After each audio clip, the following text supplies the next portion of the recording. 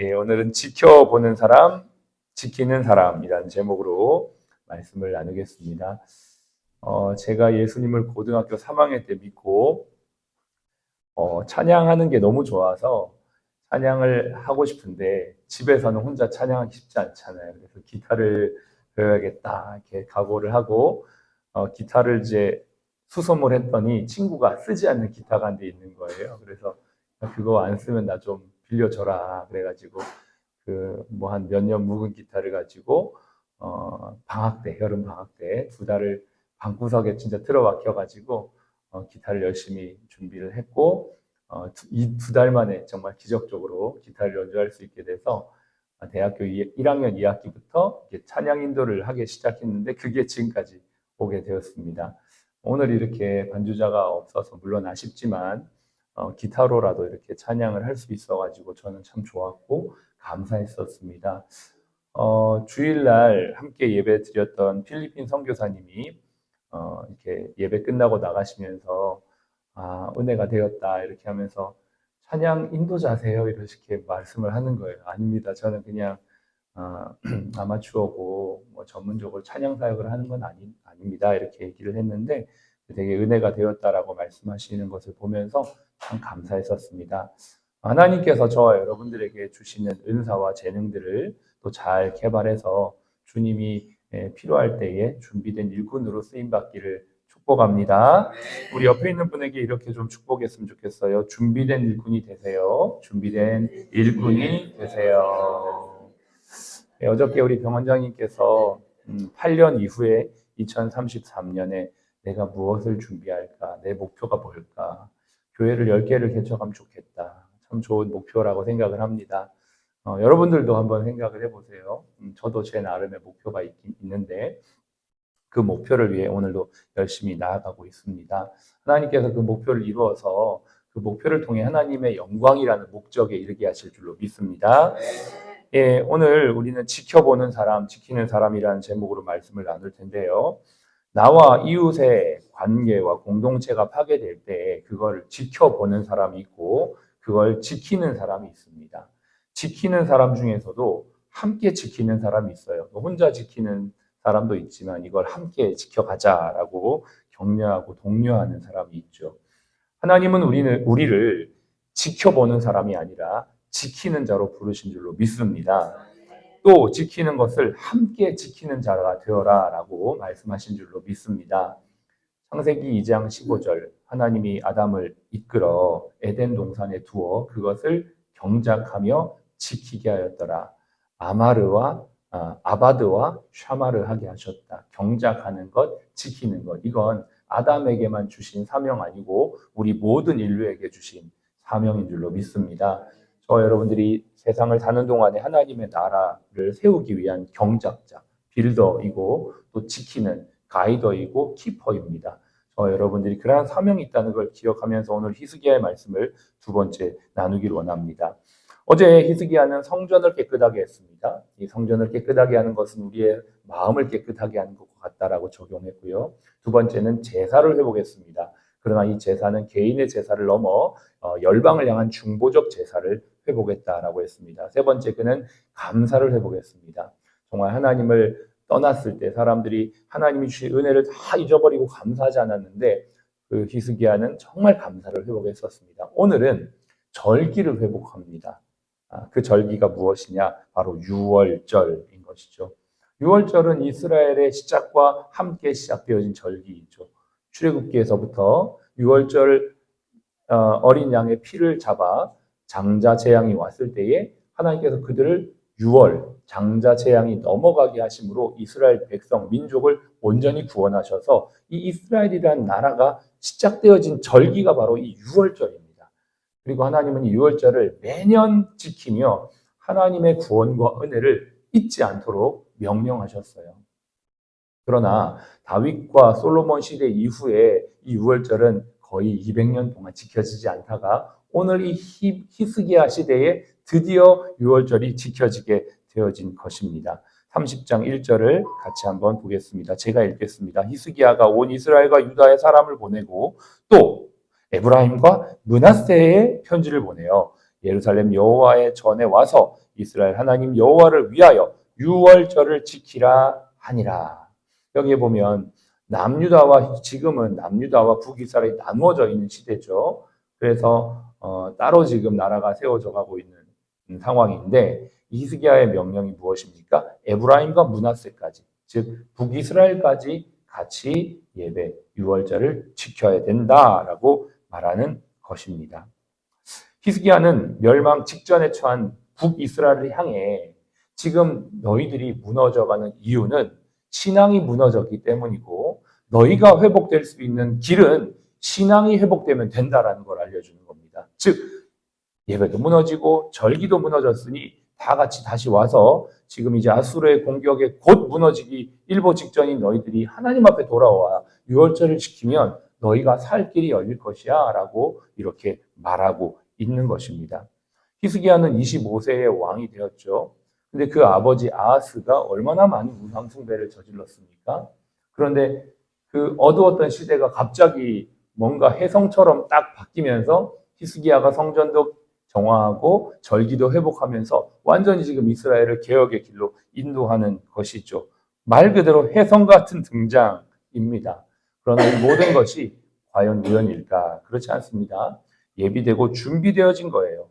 매일에 축적되어진 신앙의 훈련 속에서 히스기야라는 인물이 혜성처럼 등장한 거지 없다가 갑자기 등장한 건 아니라는 거예요. 모든 기적은 어제와 다른 실수와 실패를 반복하는 체험적 축적이 낳은 자산이다. 시행착오의 축적이 무적을 낳는다. 시행착오가 결국 판단착오를 줄여주지 않는가. 기적은 뚜렷한 목적의식을 갖고 축적하거나 누적해서 어느 순간 반전이 일어난 결과다. 유영만이 지은 독서의 발견이라는 책에 나오는 구절입니다. 기적이 하루아침에 되어진 게 아니라 매일매일 축적의 결과라는 것이죠. 기적 같은 개혁, 변화가 히스기야 때 이루어졌는데 그것이 갑자기 된 게 아니고 히스기야가 어둠의 시대에 아하스라는 아버지가 어둡게 만들어 놓은 그 시대 속에서도 말씀과 기도의 축적 속에서 그것이 기적처럼 지금 이루어지고 있는 것이다라는 것입니다. 저와 여러분들도 하나님 앞에서 준비된 사람들이 되어서 이 기적의 주인공들이 되기를 바랍니다. 기적은 하루아침에 오는 것이 아니고 매일매일 쌓인 축적의 경건 속에서 이루어지는 것이죠. 지켜보는 사람이 아니라 우리는 지키는 사람이 되고 함께 지키는 자가 되기를 바랍니다. 그러려면 우리는 오늘도 하나님 앞에 말씀과 기도로 거룩함이 축적되어야만 합니다. 영어 공부를 통해 해외 선교할 때를 준비하십시오. 매일매일 영어도 공부하시고 또 회화도 하시고 매일매일 운동을 통해 체력을 준비하십시오. 주어진 일과 업무를 통해 관계의 실력을 키우십시오. 어려운 문제를 돌파하기 위해 지혜를 축적하십시오. 그러면 때가 되었을 때 반드시 그 빛이 기적처럼 비춰지게 될 줄로 믿습니다. 여러분, 그러한 자들이 되시길 바랍니다. 매일매일 저와 여러분들이 그렇게 쌓아갔으면 좋겠습니다. 우리에게는 분명한 목표가 있고 하나님의 영광이라는 목적이 있습니다. 너무 감사합니다. 자, 이제 우리 히스기야의 말씀을 조금만 더 뒤에 보겠습니다. 5절부터 9절까지의 내용은 히스기야가 편지를 보낸 내용입니다. 이제 유월절을 회복하기 위해 어떠한 내용을 보내는지 한번 보십시오. 제가 5절부터 9절까지 읽겠습니다. 여러분 눈으로 봐주세요. 드디어 왕이 명령을 내려 부엘세바에서부터 단까지 온 이스라엘에 공포하여 일제히 예루살렘으로 와서 이스라엘 하나님 여호와 유월절을 지키라 하니 이는 기록한 규례대로 오랫동안 지키지 못하였음이더라. 보발꾼들이 왕과 방백들의 편지를 받아가지고 왕의 명령을 따라 온 이스라엘과 유다에 두루 다니며 전하니 일러스되 이스라엘 자손들아 너희는 아브라함과 이삭과 이스마엘의 하나님 여호와께로 돌아오라. 그리하면 그가 너희 남은 자 곧 아수르 왕의 손에서 벗어난 자에게로 돌아오시리라. 너희 조상들과 너희 형제같이 하지 말라. 그들은 그의 조상들의 하나님 여호와께 범죄하였으므로 여호와께서 멸망하도록 버려두신 것을 너희가 똑똑히 보는 바니라. 그런즉 너희 조상들과 같이 목을 곧게 하지 말고 여호와께로 돌아와 영원히 거룩하게 하신 전에 들어가서 너희 하나님 여호와를 섬겨 그의 진노가 너희에게서 떠나게 하라. 9절 같이 읽겠습니다. 너희가 만일 여호와께로 돌아오면 너희 형제들과 너희 자녀가 사로잡은 자들에게서 자비를 입어 다시 이 땅으로 돌아오리라. 너희 하나님 여호와는 은혜로우시고 자비하심이라. 너희가 그에게로 돌아오면 그의 얼굴을 너희에게서 돌이키지 아니하시리라 하였더라. 아멘. 지금 이 히스기야의 편지는 정말 속이 다 시원한 얼음 냉수 같습니다. 시원한 걸 요즘은 사이다라고 표현하잖아요. 우상 숭배에 쩔어 있는 저들을 향해, 그리고 남유다뿐만 아니라 온 이스라엘까지 편지를 너무나 속 시원하게 하나님의 마음을 담아서 보냈죠. 이 내용의 세 가지 핵심은 이겁니다. 하나님이 말씀하신 6월절 절기를 우리 오랫동안 못 지켰다. 두 번째, 우리의 죄로 인해 멸망을 당하게 되었고 지금 우리가 목도하고 있는 바다. 세 번째, 그러므로 겸손히 주께로 돌아오라. 그리하면 주님의 자비와 은혜로 하나님이 회복시켜 주실 것이다. 이 편지의 내용인 것이죠. 그런데 참 재미있는 것은 이 편지, 진리의 초청 앞에 이 반응은 딱 갈라집니다. 10절을 보겠습니다. 같이 읽습니다. 보발꾼이 에브라임과 므낫세의 지방 각 성읍으로 두루 다녀서 스불론까지 이르렀으나 사람들이 그들을 조롱하며 비웃었더라. 첫 번째 반응은 무엇입니까? 조롱하며 비웃더라. 하나님께로 돌아오라는 말씀을 듣고도 그게 무슨 소용인가? 신앙과 일은 다른 거다. 세상의 삶은 신앙의 원리가 적용될 수 없다. 라고 말하며 수많은 사람들이 지금이 어떤 때인데 그렇게 살면 안 됩니다. 라고 조롱할 수도 있고요. 냉소할 수도 있겠습니다. 오늘날에도 복음과 예배 회복을 말하면 비슷한 반응을 보여주는 사람들이 있습니다. 그런데 우리가 꼭 기억해야 될 건 뭐냐면 진리는 사람들의 반응에 흔들리지 않는다는 것입니다. 사람들이 어떻게 반응하느냐는 중요하지 않습니다. 진리는 그냥 직선이에요. 그냥 처음부터 끝까지 목적한 바를 이루어가게 되는 것입니다.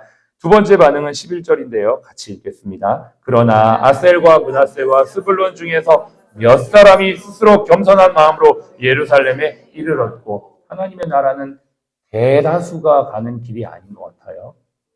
예, 좁은 길이고 소수의 사람들이 하나님 앞에 쓰임받는 것이에요. 이거 성경의 원리더라고요. 우리가 생각하기엔 정말 많은 사람들이 함께하면 참 좋겠는데 때로는 그렇지 않은 경우가 더 많다.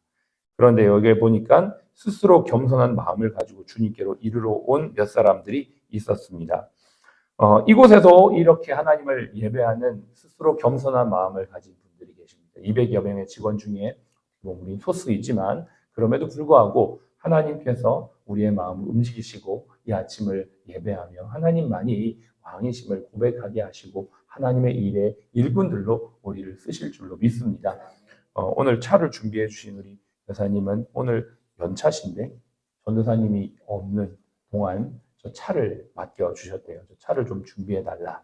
미션을 부여하고 갔죠. 근데 그 미션 수행하려고 연차고 뭐고 상관없어. 오늘 왔어요. 나는 이 미션을 수행하리라. 예, 좀 귀하다 생각을 했었습니다. 지금도 우리 병원 공동체를 통해 주께로 나오는 직원들이 있고 환우들이 있습니다. 지난주 주일날 장세연 자매가 예배를 드렸습니다. 혼자 온 게 아니고 자기 남자친구까지 데리고 왔어요. 함께 예배 드리면서 목사님 예배 잘 나올게요. 열심히 나오게. 왜냐하면 계속 연락하고 있었거든요. 그 친구가 계속 기도해달라고 하고 도와달라고 하고 어머니도 예수 안 믿는 어머니가 집에 신방해달라고 초청했어요. 가서 신방해줬어요. 기도해주고. 너무 감사한 거죠. 우리 권사님 보셨잖아요. 네, 그 친구가 우리 병원에서 원장님들이 수술해서 회복했던 친구 다 압니다. 병원에 세례줬던 친구인데 그 친구가 우리 병원을 통해 예수 믿고 여기 하나님 백성 되어서 신앙생활을 하는 거예요. 너무나 감사하죠. 혼자 나오지 않고 남자친구까지 전도했다니까요. 예수 안 믿는 사람들이 전도 더 잘해요. 지금도 있다는 거, 지금도. 성경 공부를 하는데요. 예수 안 믿는 직원이 성경 공부에 인볼브 돼요. 교회를 안 다니는 직원이에요, 그분은. 교회 나오면 우리 교회 나온대, 우리 병원 교회 나온다는 거예요. 얼마나 감사한지요. 이번에 추수감사주일날 초청 대상이에요, 그분. 예. 병원에 환우들이고 직원들이고 다 예수 믿고 구원받는 놀라운 역사는 지금도 이루어지고 있어요. 여기 성경 보세요. 몇 사람이 스스로 겸손한 마음으로 예루살렘에 들었고 많은 숫자는 아니지만 막 3,000명, 5,000명씩 회개하는 역사가 지금 우리나라에서 일어나진 않지만 여전히 하나님께서 일하고 계십니다. 세 번째는 무엇입니까? 이 모든 것이 하나님이 행하시는 것이다. 12절을 보실까요? 12절. 하나님 같이 읽겠습니다. 하나님의 손이 또한 유다 사람들을 감동시키사 그들에게 왕과 방백들이 여호와의 말씀대로 전한 명령을 한 마음으로 준행하게 하셨더라. 아멘입니다. 하나님이 하신다는 거죠. 하나님의 손이 이걸 직역하면요. 하나님의 손이 그들의 마음을 움직여 한 마음이 되어 순종하게 하셨다. 일을 하게 하시는 것도 하나님이시고 역사하시는 것도 하나님이시고 그 모든 것들을 이끌어 가시는 분도 하나님이신 줄로 믿습니다. 우리 어저께 말씀 가운데 제가 구절을 나누진 않았지만 29장 36절에 보면 이렇게 나와 있어요. 29장 36절에 보면 이 일이 갑자기 되었으나 하나님께서 백성을 위하여 예비하셨으므로 히스기야가 백성과 더불어 기뻐하였더라. 여기도 주체가 하나님께서 오늘도 하나님의 손이 그렇습니다. 결론입니다. 오늘 우리는 하나님 나라를 향해 최종 목적지를 향해 가고 있습니다. 우리는 지켜보는 자가 아니라 지키는 자며 함께 지키는 자들입니다. 소수일지라도 하나님은 오늘도 하나님의 백성들을 인도하시는 일에 우리를 부르시고 이끌어 가십니다. 세상은 딱 두 종류인 것 같아요. 경제가 빈익빈 부익부로 나누어지듯이 저는 영적인 원리에도 영적인 빈익빈과 영적인 부익부가 있다고 생각해요. 가진 자는 더하진다는 게 성경의 원리예요. 마지막 때일수록 은혜 받은 자는 더 은혜를 받게 돼 있어요. 근데 메마른 자는 점점 더 메말라가요. 여러분 중간에 회색이 없어요. 어중간한 게 없어요. 요한계시록에도 차덥지 덥던지 해라. 네, 중간에 미지근한 건 없다는 거예요. 저와 여러분이 어디에 서야 될까요? 반드시 이쪽에 서야 해요. 주의 우편에. 예, 지키는 자가 돼야 되고 살리는 자가 돼야 되고 겸손한 마음을 주께 내어드림으로 말미암아 주의 일하심을 경험하는 주의 손과 발이 돼야 될 줄로 믿습니다. 어렵고 힘든 시대이지만 지금도 주님은 몇몇의 영혼들을 우리를 통해 구원하십니다. 추수감사절을 앞두고 있습니다. 저는 계속 기도하고 있는데요. 여러분들을 통해 잃어버린 영혼들을 한 영혼이 주께로 인도받는 복된 시간 될 줄로 믿습니다. 기도하겠습니다.